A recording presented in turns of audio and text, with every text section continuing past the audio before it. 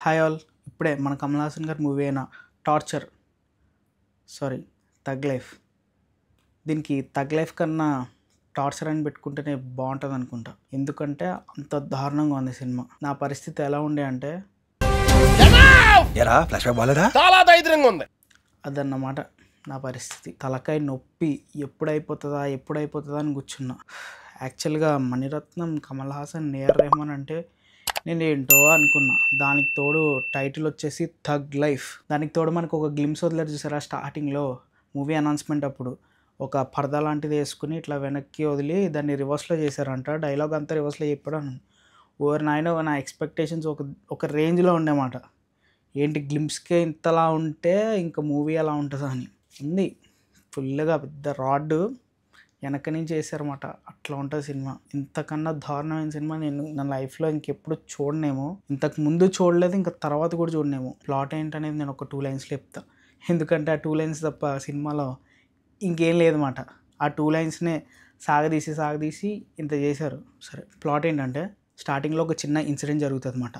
దాంట్లో ఒక చిన్న పిల్లడు వాళ్ళ ఫ్యామిలీని అంతా కోల్పోతాడు. అప్పుడు ఏం చేస్తాడంటే కమల్ హాసన్ గారు వాడిని తెచ్చి పెంచుకుంటాడు. వాడేమన్నా శింబు అన్నమాట. వీళ్ళిద్దరే కలిసి సంథింగ్ ఏవో గ్యాంగ్స్టర్ పనులు, థగ్స్ పనులు ఇవన్నీ చేస్తూ ఉంటారు.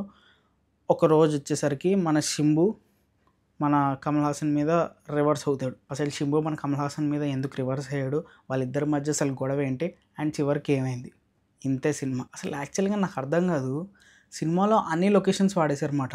ఏదో ప్రీ వెడ్డింగ్ ఫోటోషూట్కి వెళ్ళినట్టు ఒక 10 మినిట్స్ దానికే పోయింది. మనకి మూవీలో కనెక్టివిటీ అనేది అస్సలు ఉండదు. ఏంటేంటో జరుగుతూ ఉంటుంది. దానికి తోడు ఎమోషన్స్ అనేవి సున్నమాట. ఒక క్యారెక్టర్ ఏడుస్తే మనకు నవ్వు వస్తుంది, వాళ్ళు నవ్వితే మనకి ఏడుపు వస్తుంది అనమాట. ఒక క్యారెక్టర్ చచ్చిపోయినా సరే మనకి అమ్మాయి అనిపిస్తుంది. పోన్లే చచ్చిపోయాడా, దీని తర్వాత అయినా సినిమా అయిపోతుంది కదా అన్న టైప్లో అనిపిస్తుంది అనమాట. కానీ సినిమా అవ్వదు, మనల్ని కూర్చోబెడతారన్నమాట. ఇంకొకటి ఏంటంటే ఈ సినిమాలో కమల్ హాసన్ గారి డబ్బింగ్, బాబోయ్ దానికి ఒక దన్నం.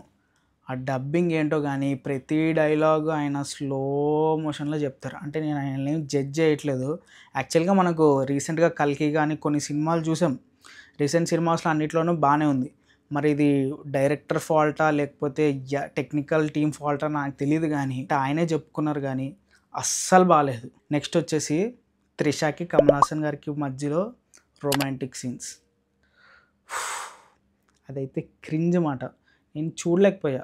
ఎంత క్రింజ్లా అనిపించిందంటే అదో రకంగా అనిపించింది. అంటే మనం చాలా సినిమాలు చూసాం, హీరో కన్నా హీరోయిన్ ఏజ్ చాలా తక్కువగా ఉన్న వాళ్ళు చాలామంది యాక్ట్ చేశారు. కానీ నాకు ఇంతలాగా ఎప్పుడూ అనిపించలేదు అనమాట. ఈ మూవీ చూశాక బాబోయ్ వాళ్ళిద్దరి మధ్య ఆ సీన్స్ చూస్తుంటే నాకు ఒక రకమైన క్రింజ్ ఫీలింగ్ వచ్చేసింది అనమాట. ఆపేంట్రా బాబు అనిపించింది. అదొకటి. ఇంకొకటి సింబు వేస్టెడ్ అన్నమాట. ఆ రోల్కి పర్టికులర్గా సింబుని ఎందుకు తీసుకున్నారని నాకు తెలీదు. ఎవరిని పెట్టినా సరిపోతుంది, అసలు ఎవరిని పెట్టకపోయినా సరిపోతుంది. ఎందుకంటే ఆ క్యారెక్టర్ పెద్ద ఇంపార్టెన్స్ ఉన్నట్టు నాకు ఏం అనిపించదు. అక్కడక్కడ వస్తాడు, ఏదో 2 ఫైట్లు, ఫస్ట్ ఒకటి లాస్ట్ ఒకటి ఉంటాయి అంతే. ఆ క్యారెక్టర్తో పెద్ద స్టోరీలు మారిపోయి అసలు స్టోరీయే లేదు సినిమాకి. మారిపోయి అంత సినిమా అయితే ఏం లేదు. So Simbu character wasted. And ఇంకొకటి మన కమల్ హాసన్ గారు, సారీ టు సే దిస్, కానీ ఇలాంటి మూవీస్ చేయడం మానేస్తే చాలా మంచిది. ఎందుకంటే ఆయన ఫిల్మోగ్రఫీలోనే ది వరస్ట్ సినిమా ఇదే అయ్యి ఉంటుంది. చెప్తున్నా కదా అంత దారుణంగా ఉంది. నాకు నిజంగా ఇంటర్వెల్కే చిరాకు వచ్చింది. ఇంటర్వెల్ అంటే గుర్తొచ్చింది, దీంట్లో ఇంటర్వెల్ అయితే మీరు ఎప్పుడు ఎక్స్పెక్ట్ చేయరన్నమాట. అంత వరస్ట్ ఇంటర్వెల్ ఉంటుంది. మనకు అర్థం కాదన్నమాట. ఇట్లా వచ్చి స్క్రీన్ మీద ఇంటర్వెల్ వచ్చి అది ఆగిపోయేంత వరకు ఓహో ఇది ఇంటర్వెల్ వస్తుందా అని అర్థం కాదు. ఏంటంటో జరుగుతుంటుంది కదా, స్టోరీలో మనకేం కనెక్షన్ ఉండదు, ఏదో ఒకటి అలా జరుగుతూ ఉంటుంది అన్నమాట. సో సడన్గా ఆ సీన్ వచ్చేసరికి ఓహో ఇప్పుడు ఇంటర్వెల్లా, సరే అయితే అని చెప్పి కాస్త అమ్మాయి అనిపించింది. బయటికి వెళ్ళి ఊపిరి తీసుకుని వచ్చామాట. సెకండ్ హాఫ్ అయితే ఇంకా టార్చర్ అన్నమాట. అసలైన టార్చర్ అనేది మనకి సెకండ్ హాఫ్లో మనకు చూపిస్తారు.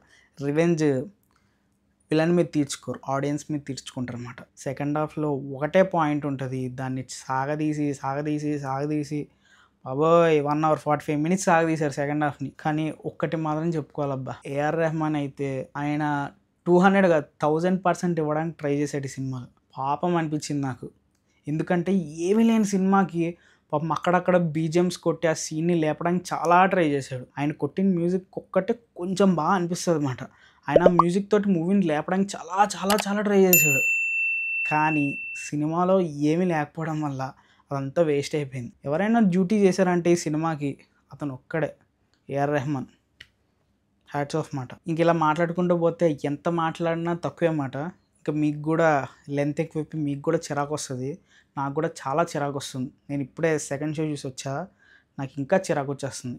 అసలు నార్మల్గా కొన్ని బోర్ కొట్టినాయి అనుకో సినిమాలు, మనకి నిద్ర వస్తుంది కదా, ఈ మూవీ నాకు ఒక నైట్ మేర్లా తయారైందన్నమాట.